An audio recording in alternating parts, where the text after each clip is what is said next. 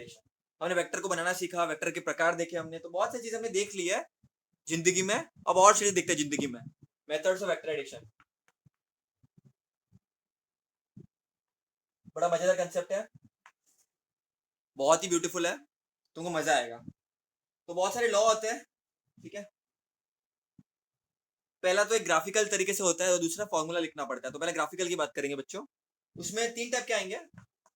पहला है triangle law,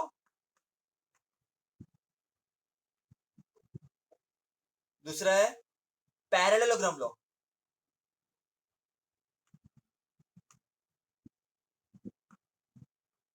और दोनों से भी काम नहीं चला तो तीसरा आया पॉलीगोनल लॉ। तो वेक्टर को ऐड करने के 3 तरीके अपने सीख लिए, triangle law, parallelogram law and polygonal law. इतना क्लियर है ना? Triangle law, parallelogram law and polygonal law, ठीक है। तो कैसा है तो देखेंगे, अपन को फिगर विगर बनना पड़ेगा, थोड़ा काम करना पड़ेगा। अब समझते हैं, चलो अच्छी तरह से एक एक करके। बहुत ही इजी है, बहुत इंटरेस्टिंग है। वेक्टर को ऐड करने के तरीके अपने को देखने हैं आज। तो पहला है triangle law. Triangle law of vector addition.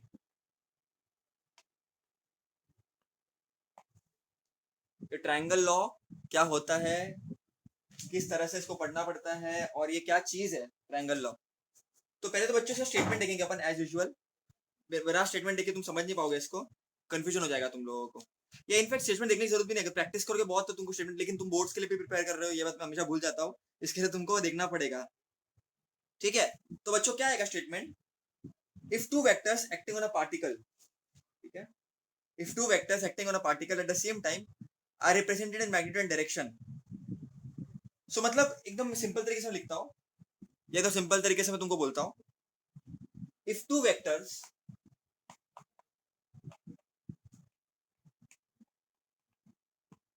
ठीक है are represented by two sides, are represented by two sides of a triangle, of a triangle in magnitude and direction taken in same order, then the resultant is given by the third side of a triangle in magnitude and direction taken in opposite order. तो statement क्या है वो तुमको बता दूंगा, don't worry मैं, but concept is very important. If two vectors which are represented by two sides of a triangle taken in magnitude and direction, ठीक है, then the resultant is given by the third side of a triangle taken in opposite order. क्या बोला मैंने, if there two vectors, समझे, vector A है ना, और ये वेक्टर बी है,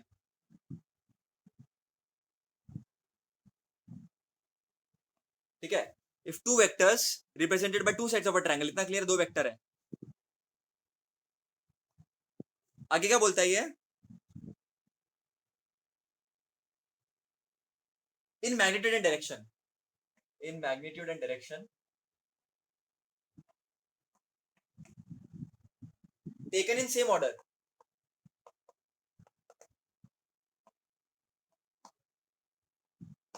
सबको आवाज आ रही है?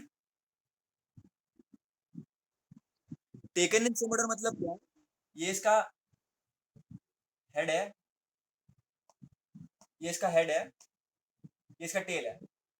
तो इसका हेड इसके टेल पे, इसको हम बोलेंगे सेम ऑर्डर, ठीक है।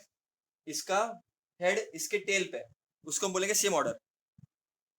अच्छा ठीक है, then the resultant is given by third side of a triangle, then resultant उसका addition is given by third side of a triangle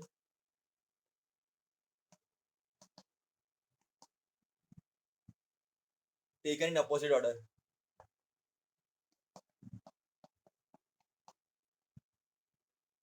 बच्चों वेक्टर ए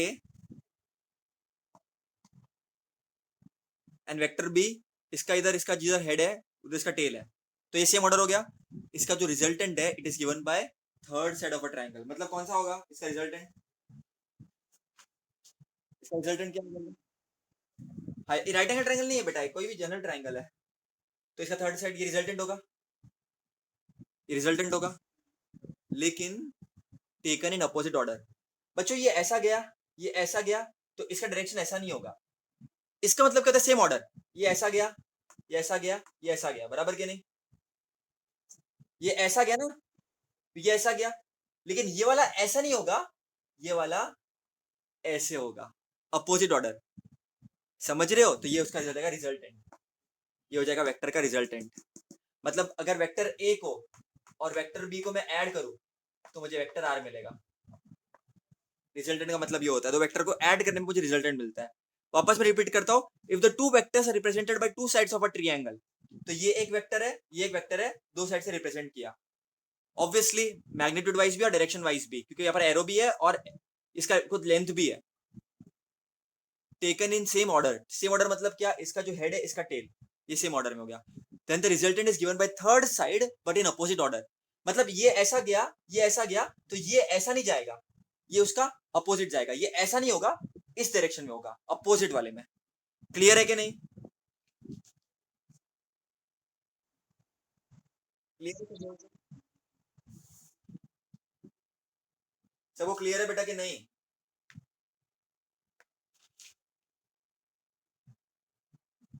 सबको क्लियर है बेटा? सब बताओ मेरे को, अब बताओ मेरे को, चलो क्लियर है तो समझो, ये ए बार है, ये बी बार है, ये राइट है, ए बार बी बार राइट है, ये गलत है, गलत है ये।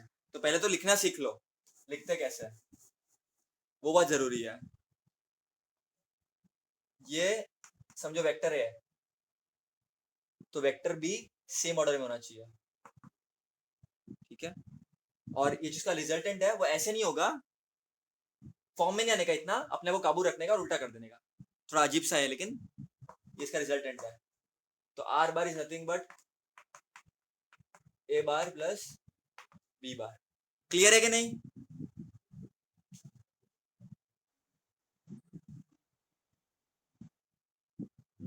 चलो अगर ये क्लियर है तो अच्छे से किताब से एक अच्छा सा क्वेश्चन लेते हैं।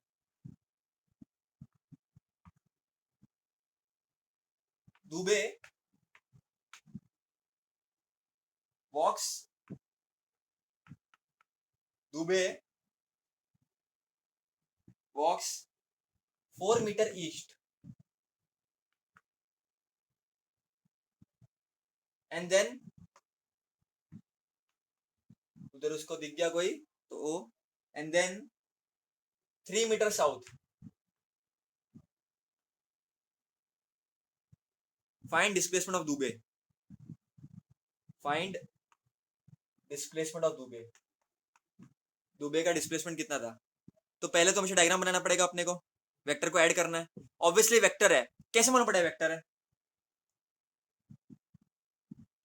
कैसे मालूम पड़ेगा? तुमको क्या बोला है? ये तो दिया ही है, 3 मीटर 4 मीटर, ये सब कचरा तो किया ही है, लेकिन side by side east south direction भी दिया है, तो तुमको डिस्प्लेसमेंट निकालना है। तो दुबे जी का पहले डायग्राम बनाओगे तुम लोग, ये होता है नॉर्थ साउथ ईस्ट वेस्ट। अब दुबे बहुत जबरदस्त आदमी है, ये चालू किया, कितना गया? 4 मीटर ईस्ट, इधर से चालू किया, और दुबे गया 4 मीटर ईस्ट, तो तुमको स्केल और पेंसिल से करना पड़ेगा अगर बोर्ड से पूछा तो। ठीक है, तो दुबे इतना 4 मीटर ईस्ट गया, फिर दुबे किधर गया? इधर पहुंचा दुबे, फिर दुबे क्या बोला? नहीं बदर कुत्ता है, डर लगता है, मेरी फटती है। फिर ये 3 मीटर साउथ गया, 3 मीटर साउथ गया, ठीक है? तुमको क्या निकालने का है? इसका डिस्प्लेसमेंट निकालना है। डिस्प्लेसमेंट मतलब क्या? इनिशियल और फाइनल पोजीशन के बीच में शॉर्टेस्ट डिस्टेंस। तो ये ट्रायंगल बन रहा है, तो तुम यहाँ पर क्या triangle law of vector addition लगा सकते हो? कैसे लगाओगे? ये ऐसा, ये ऐसा, ये ऐसा, ऐसा होगा, बराबर? अरे हाँ, क्या मारूंगा कान के नीचे। गलत बोलते हो। तो ये 4 मीटर दुबे ऐसा गया ईस्ट में, तो दुबे साउथ में आया, तो दुबे, तो ट्रायंगल लॉ अप्लाई होगा यहाँ पर, क्योंकि ट्रायंगल की तरह ये कुछ बन रहा है अपना। अब ये ऐसा नहीं होगा, ऐसे होगा, और अपने को ये दिखना है। समझो ये ए है, समझो ये मैं अच्छे पेन से बनाता हूँ, ये ए है, ये बी है, ये सी है। अब तुमको डिस्प्लेसमेंट निकालना है, कैसे निकालोगे? ये 90 डिग्री है समझो, है ना? तो पाइथागोरस थ्योरम यूज कर सकते हो, बट वो सब कचरा नहीं करना है यहाँ पर, अपन स्केलार्स के साथ डील नहीं कर रहे हैं, अपन वेक्टर एडिशन का डील कर रहे हैं। तो यहाँ पर क्या होगा, अब बच्चे लोग पाइथागोरस थ्योरम लगाना चालू कर देंगे, A C square equal to A B square B C square. नहीं बच्चों, कर सकते हैं, ऐसा कुछ नहीं है, बट यहाँ पर कुछ अलग चीज है, कर सकते हैं, ऐसा कुछ भी नहीं है। कंसेप्ट क्या है यहाँ पर बेसिकली, कंसेप्ट क्या है?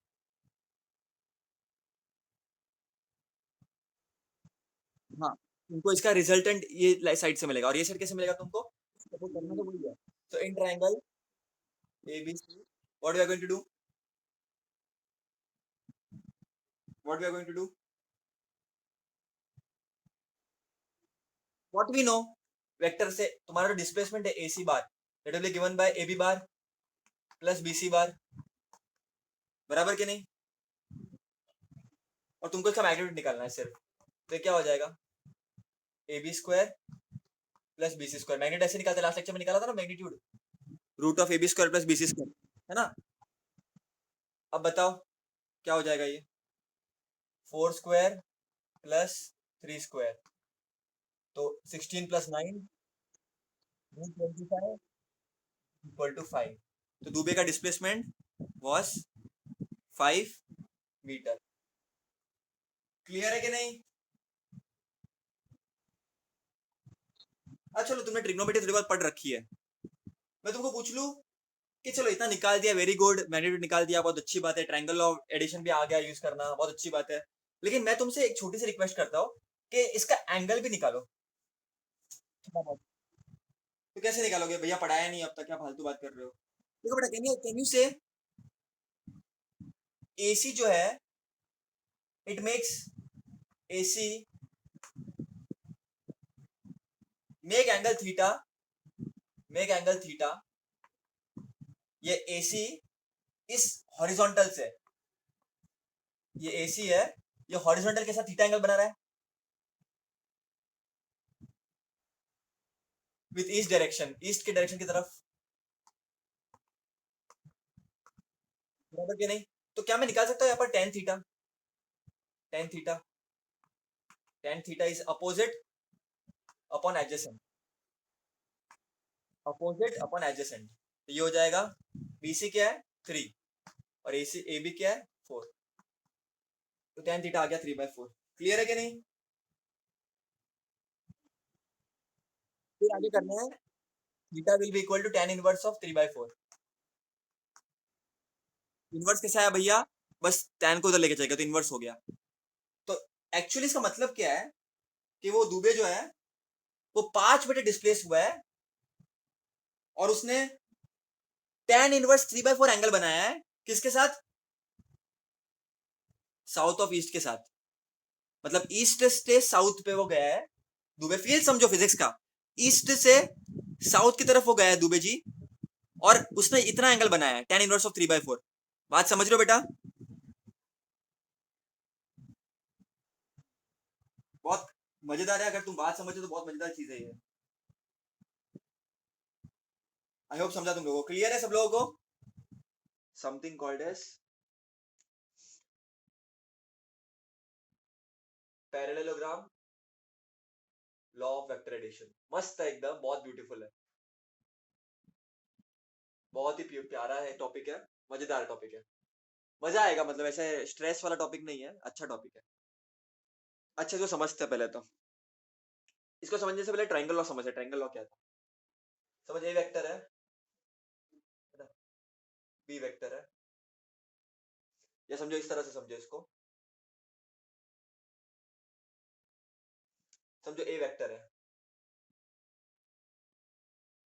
ये बी वेक्टर है, इसका रिजल्टेंट कैसे होगा?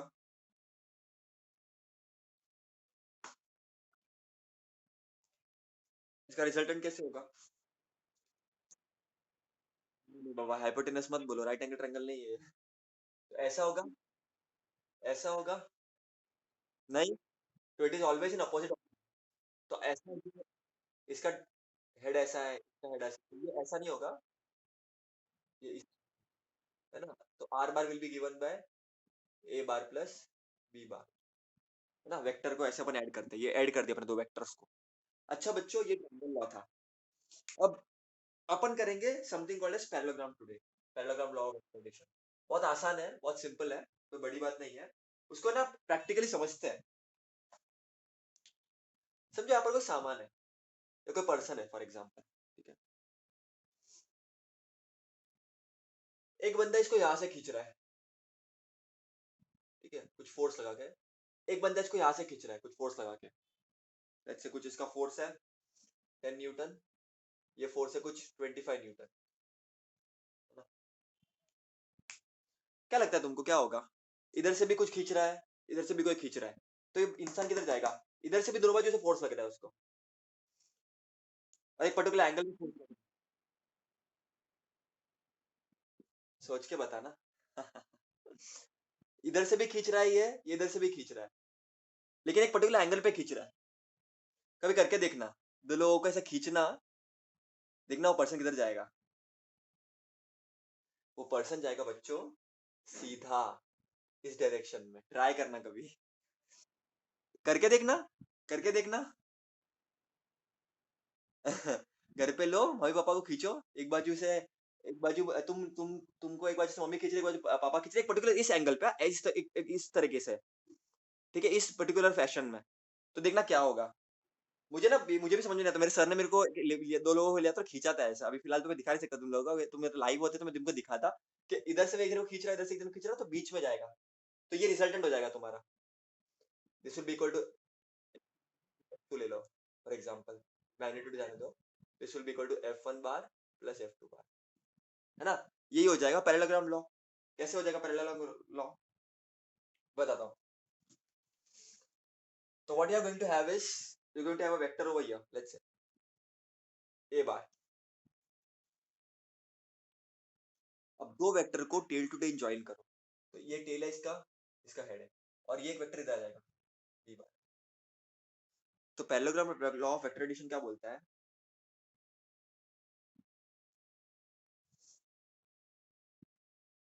First join tail to tail. Triangle law में कैसा था? ऐसा था, ऐसा था, है ना? ये वेक्टर ए था, ये वेक्टर बी था, इसका हेड इसके टेल से ज्वाइंट है ना? तो ऐसा था। यहाँ पर क्या है? वेक्टर को टेल टू टेल ज्वाइन करो। तो बच्चों, पहली चीज तो कंप्लीट द पैरेललोग्राम, पैरेललोग्राम को कंप्लीट करते हैं इसको, है ना? कंप्लीट कर दिया इसको अपन ने। तो what this parallelogram law says that अगर दो vector tail to tail joint है और एक पैरेललोग्राम तुमने कंप्लीट किया है, तो इसका जो रिजल्टेंट होगा वो किधर होगा? गेस करो। डायगोनल में होगा, इसको बोलते हैं कॉमन डायगोनल। तो यहाँ पर इसका रिजल्टेंट होगा, है ना? और इन दोनों के ये दो एंगल के बीच, ये दोनों एंगल है ना, ए और बी, उसका एंगल थीटा है, ठीक है? और इस पर्टिकुलर रिजल्टेंट का with respect to vector A angle alpha है, लेट्स से, ठीक है? तो तुम्हारा मैग्नीट्यूड क्या होगा? R bar which is equal to A bar plus B bar. Addition हम उधर भी कर रहे हैं, एडिशन हम इधर भी कर रहे हैं, डिफरेंस क्या है? यहाँ पर हमने वेक्टर को टेल टू टेल ज्वाइन किया, वहां पर अलग था। और खास बात क्या है, यहाँ पर तुमको पैरेललोग्राम पहले कंप्लीट करना है ना? उसके बाद तुम्हारा जो वेक्टर होगा, रिजल्टेंट तुम्हारा जो होगा एडिशन का रिजल्टेंट, वो हमेशा तुम्हारे कॉमन डायगोनल से पास होगा। क्लियर है कि नहीं बेटा? क्लियर है? अच्छा बच्चों, ये मैंने बीच में बताया, लेकिन अगर वेक्टर ए ज्यादा है तो रिजल्टेंट तुम्हारा ए की तरफ शिफ्ट होगा, वेक्टर बी का मैग्नीट्यूड ज्यादा है तो उधर शिफ्ट होगा। तो ये चीजें ध्यान रखना, ठीक है? दादा क्लियर है?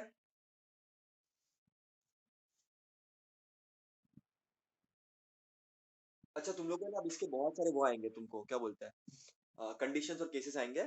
तो पहले तो के लिए हमने देख लिया कि this is nothing but a special case of triangle law only. Now understand very thing, first thing very clearly, parallelogram law same ही है यहाँ पर। तुम्हारा जो रिजल्टेंट होगा that will be equal to, you have to add the vectors, this vector, and the resultant will be thus given. तो tension वाली बात तो कोई नहीं है सेम ही है, एडिशन ही करना है, कुछ बड़ी बात नहीं है यहाँ पर। बट बस कहने का तरीका अलग है और कुछ नहीं है, बस फैशनेबल तरीका हो गया कहने का, और यहाँ पर कुछ नहीं है खास बात एकदम। तो इतना क्लियर है पहले तो।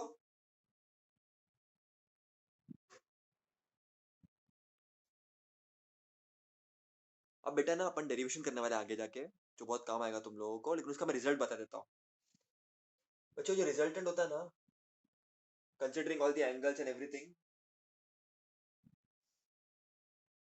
That is given bye a formula, ठीक है। So I'll tell you about that formula, what is the formula, and that is going to be very very useful to you, है ना। तो that formula is given by root of ये दो vectors है ना, a square plus b square plus 2pq cos theta, है ना। तो that is the formula। अब ये कहाँ से आया मैं तुम लोगों को बताऊंगा, ये क्या है फॉर्मूला, रूट अंदर क्या है, सब बकवास क्या चल रहा है बताऊंगा तुम लोगों को, don't worry, we will understand the derivation of this. But formula फिलहाल के लिए याद रखना, 2pq क्या लिखा है मैंने, 2ab आएगा, सॉरी, क्योंकि हम ए बी वेक्टर की बात कर रहे हैं, पी क्यू की वेक्टर की बात नहीं कर रहे हैं, ए बी वेक्टर की बात कर रहे हैं। ओके, तो क्लियर है बेटा, ये फॉर्मूला कैसे आएगा डोंट वरी, ओके। हाँ, ये I this will come, don't worry. And कैसे आया वो मैं तुम लोग को बताऊंगा, root of A square plus B square plus 2ab cos theta plus plus plus plus plus plus plus plus plus, okay, plus plus plus है। अब सुनो बच्चा, ये थीटा क्या है यहाँ पर, याद रखना, दिस इज एंगल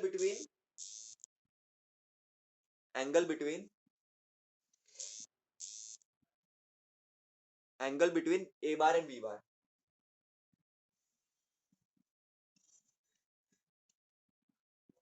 ठीक है, that is very very important.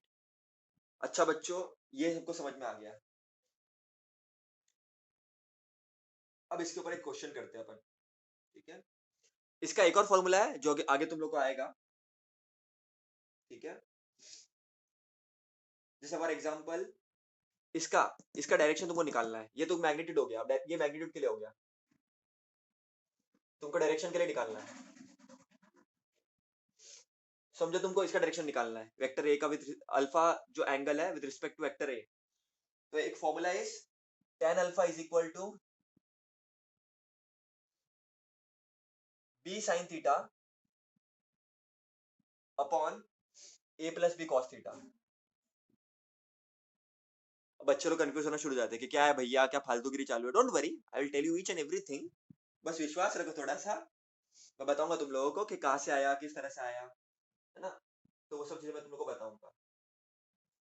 ये एक फॉर्मूला है, इधर से करेक्ट कोरिलेट मत करना, बस एक नॉर्मल फॉर्मूला है ये, बस मैंने फॉर्मूला लिख दिया है पर डायग्रामेटिकली रिप्रेजेंटेशन इसका भी इसका एक्यूरेट नहीं है, मैं तुमको बताऊंगा, लेकिन ये डेरिवेशन है जो अपने को करना है, बड़ा डेरिवेशन है बट इजी है, ओके। तो this I will discuss with you all. Now before understanding derivation should understand what this actually means, right. तो थोड़ा सा अपन इस पे क्वेश्चंस करते हैं, सबको क्लियर पड़े इधर तक। मैंने सिर्फ फॉर्मूला पैरेललोग्राम लॉ क्या होता है मैं तुमको वो बताया है, और मैंने तुम लोगों को बताया कि वेक्टर एडिशन क्या होता है, वेक्टर एडिशन कैसे करते हैं इसमें। एक मस्त क्वेश्चन देखते हैं इसमें से अपन।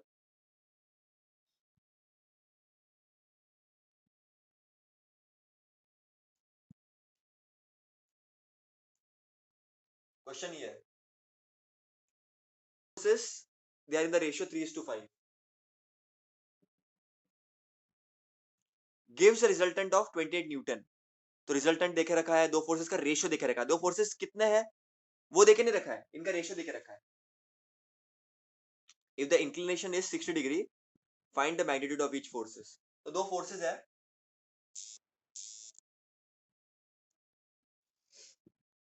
लेट्स से ये ए बार है, ये बी बार है ना। तो कोई को बच्चे लोग क्या समझते हैं, टू फोर्सेस 3:5, तो ये 3 नहीं दिया है और ये 5 नहीं दिया है, इसका रेशियो दिया है, इसका रेशियो दिया है 3:5, और इसका रिजल्टेंट देख रखा है अपने को, कितना दिया resultant, and the resultant is 28 Newton if the angle of inclination, angle of inclination समझते हो, इनके बीच का angle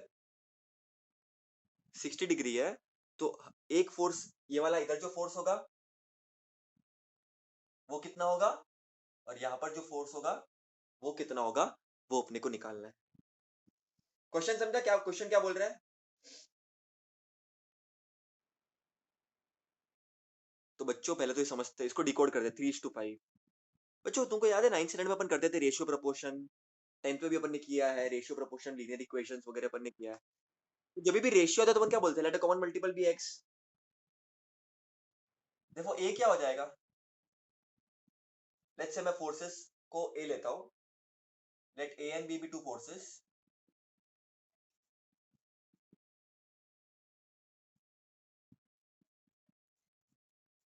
late A and B be two forces. तो बच्चों बताओ सिंपल तरीके से, टू फोर्सेस 3:5, अगर मैं कॉमन मल्टीपल को एक्स लेता हूं तो मुझे एक फोर्स क्या मिलेगा और दूसरा फोर्स क्या मिलेगा, बताओ। टू फोर्सेस 3:5, मुझे वैल्यू नहीं दी है ए की कितनी, ए की 3 और बी की 5 ऐसा नहीं दिया है, मुझे दिया 3:5। अगर मैं कॉमन मल्टीपल को एक्स ले लेता हूं तो क्या मिल जाएगा मेरे को, ए 3x मिल जाएगा और बी क्या मिल जाएगा, 5x मिल जाएगा। बराबर के नहीं, बराबर बेटा, सबको समझ में आ रहा है बेटा इधर तक? टू फोर्सेस 3:5, तो ये 3x हो जाएगा, 5x हो जाएगा, इधर तक क्लियर है? Give the resultant, give the resultant 28 Newton. तुम्हारा जो रिजल्टेंट है वो 28 न्यूटन है। अब तुमको ये x की वैल्यू जब मिलेगी ना बच्चों, तो तुमको ए फोर्स भी मिल जाएगा, एक फोर्स कितना है और बी का फोर्स कितना है वो भी तुमको मिल जाएगा, बराबर कि नहीं? वही तो निकालना है अपने को। तो कैसे करोगे बताओ, कैसे करोगे?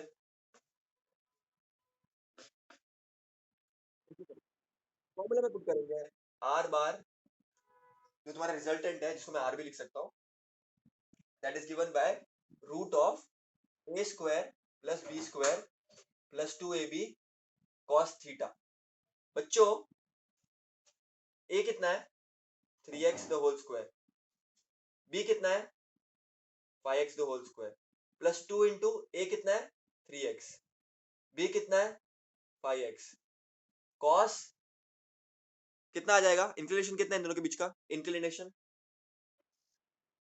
60 डिग्री, बराबर के नहीं? अब बताओ बेटा, ये क्या हो जाएगा, 9x square plus 25x square plus, और क्या हो जाएगा,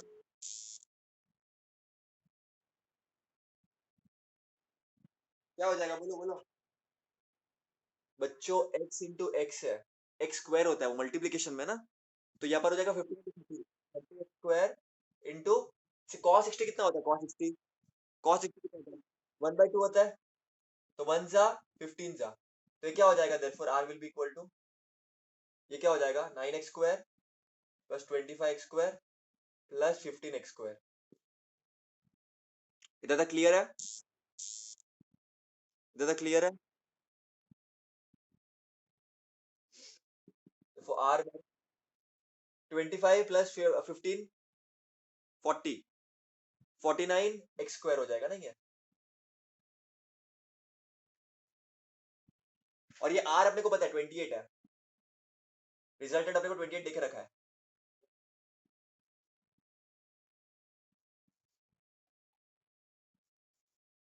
देखो 28 क्या हो जाएगा, 49 का रूट 7, एक्स स्क्वायर का root x, therefore 7x will be equal to 28, और x क्या हो जाएगा, 28 upon 7 which is equal to 4। now is it clear? लेकिन अपने को दो फोर्स चाहिए, तो तुम्हारा a क्या है, a बार तुम्हारा a क्या है, 3x है, therefore 3 into 4 which is 12 Newton, और तुम्हारा b बार क्या होगा, 5x, जिस 5 into 4 which is 20 न्यूटन। तो तुमको एक फोर्स 12 न्यूटन मिल गया और दूसरा 20 न्यूटन, क्लियर है कि नहीं? तो मैंने क्या किया, कुछ नहीं किया, फॉर्मूला लिया, कॉमन मल्टीपल को x लिया और पुट कर दिया और फिर सॉल्व किया, दैट्स इट। और मैंने कुछ extraordinary magnitude 8 and 10 can have maximum and minimum value of resultant as,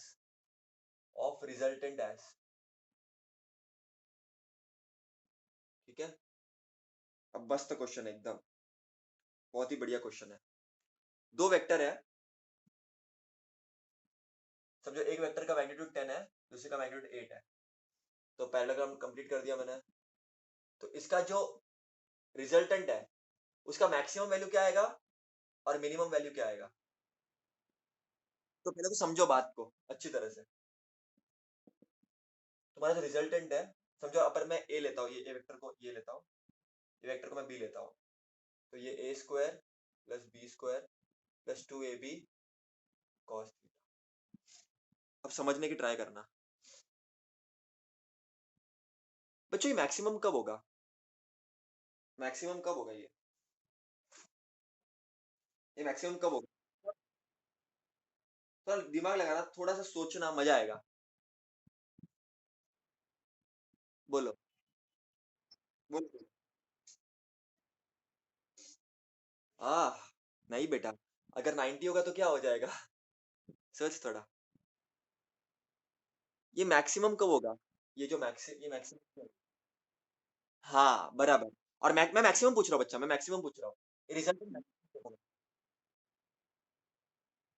नहीं नहीं नहीं, मैक्सिमम कब होगा, देख बच्चा, अगर मैं इधर थीटा पुट कर लूं 0 डिग्री, मतलब ये वेक्टर पैरेलल एक दूसरे से, तो आर बार क्या हो जाएगा, A square plus B square plus 2ab cos zero. Cos zero क्या होता है, व्हाट इज कॉस जीरो, 1 होता है। ये तुमको दिख रहा है, A square plus B square plus 2ab, तो उसको मैं कैसे लिख सकता हूँ, A plus B the whole square, A square, इसको ऐसे लिखो, इसको ऐसे लिखता हूँ, चलो रीअरेंज करता हूँ, plus 2ab plus B square. बचपन से देखते आए अपन, A plus B the whole square, A square plus 2ab plus B square. तो A square plus 2b plus B square क्या हो जाएगा, A plus B the whole square हो जाएगा। तो ये क्या हो जाएगा, square root cancel, A plus B. तो मैक्सिमम कब होगा, जब तुम ए और बी को ऐड करोगे दोनों को, तो बोला क्या आ जाएगा, बोलो क्या आ जाएगा, क्या आ जाएगा बोलो, क्या आ जाएगा बोलो।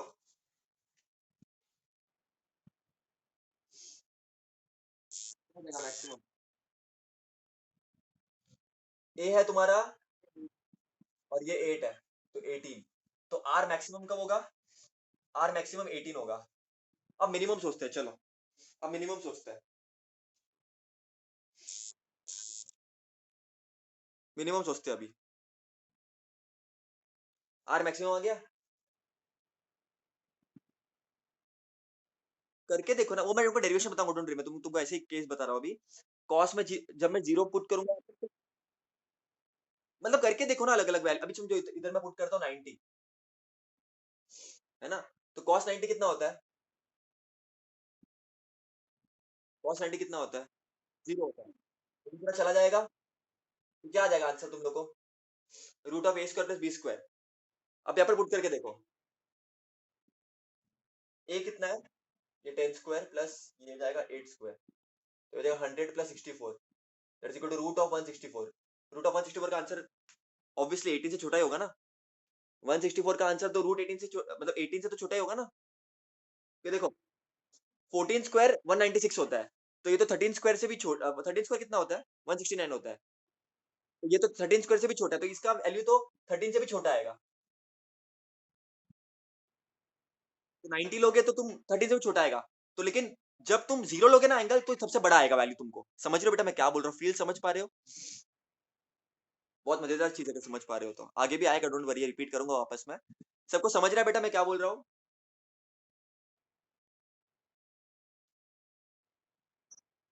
बाकी सबको। अब मिनिमम कब होगा बच्चों, जब तुम्हारा थीटा हो जाएगा 180 डिग्री, जब तुम्हारा थीटा हो जाएगा 180 डिग्री। अब कैसे वो तुमको बताता हूँ मैं। cos 180 डिग्री -1, याद रखना बच्चों, cos 180 इज -1। अभी तुमको मैथ्स में आगे आगे आएगा, डोंट वरी है, मैथ्स में तुमको आगे आगे आएगा। a square plus B square, cos 180 कितना होगा -1 प्लस 2ab -1, cos 180 इज -1, याद रखना, cos 180 इज -1। ओके बच्चों, तो पुट करो प्लस माइनस माइनस, तो -2ab हो जाएगा। तो इसका फॉर्मूला क्या बन जाएगा, इसका फॉर्मूला क्या बन जाएगा, a minus B the whole square, कि a square -2ab plus B square है ना, that is a minus B the whole square, बराबर कि नहीं। तो स्क्वायर रूट कैंसिल हो गया, देखो अब की बार आ गया वो सबट्रैक्शन में मिनिमम के लिए, तो a 10 माइनस 8 विच इज 2, 2, तो मैक्सिमम ऐड करने से आएगा, मिनिमम सबट्रैक्ट करने से आएगा। क्लियर है बेटा सब लोगों को। Polygon law of vector addition, very beautiful concept. बच्चों दो वेक्टर होते तो काम इजी होता है, ठीक है, कोई टेंशन की बात नहीं होती है। लेकिन अगर दो से ज्यादा वेक्टर हुए तो क्या करोगे, समझो फॉर एग्जांपल ऐसा है, ए बार है, समझो ऐसा बी बार है, तुम्हारा ये सी बार है, ऐसे बहुत सारे वेक्टर है समझो, तब तुम क्या करोगे, इधर डी बार है, तब क्या किया जाए, जब इतने सारे वेक्टर है तब क्या किया जाए, ट्रायंगल और एंगल तो लगा नहीं सकते कुछ इधर, बराबर के नहीं, पैरेललोग्राम लॉ लगा नहीं सकते क्योंकि ट्रायंगल लॉ दो वेक्टर्स के लिए है, पैरेललोग्राम दो वेक्टर्स के लिए है। क्या ही करोगे यहाँ पर, बताओ क्या ही करोगे,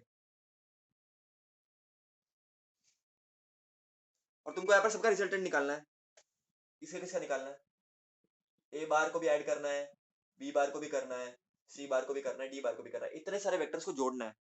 अब इतने सारे वेक्टर को जोड़ने का एक पराक्रम थोड़ा करना पड़ेगा तुम लोग यहाँ पर, इसको हम बोलेंगे टेल हेड टेल मेथड।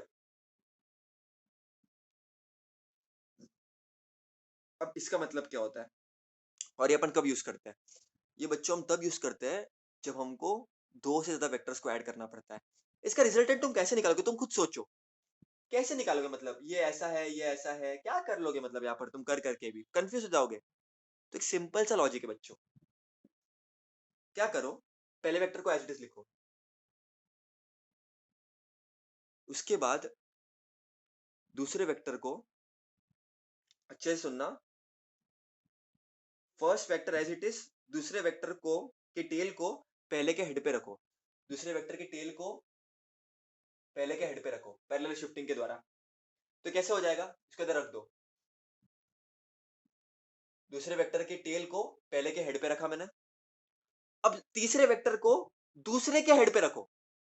बच्चों क्या बोल रहा हूं मैं,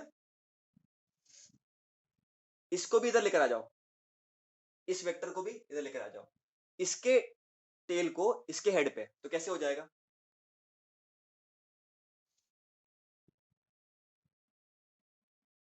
समझ रहा हो बेटा मैं क्या कर रहा हूं, समझ रहा है क्या,